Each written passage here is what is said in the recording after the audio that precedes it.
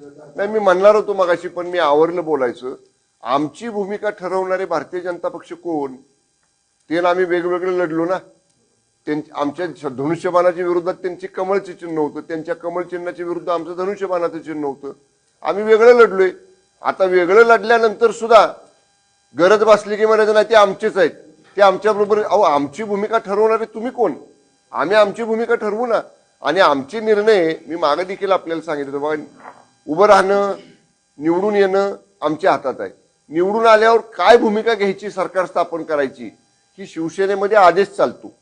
तो आदेश आदरणीय एकनाथजी शिंदेसाहेब देतील ना आम्हाला. म्हणून मी म्हणलं की माझी आजची सदस्यांच्या बरोबरची चर्चा उद्या किंवा परवा मी मुंबईला गेल्यावर माननीय शिंदेसाहेबांच्या कानावर घालेल. सगळं भाजपकडे किती संख्या आहे, समोर किती संख्या आहे, आपण कशी निर्णायक आहोत, ही सगळं सूत्र हे माननीय शिंदेसाहेबांच्या समोर मी आणि अनिल सुहास भैया साहेब आम्ही मांडू. साहेब सांगतील आम्हाला काय भूमिका घ्यायची ती.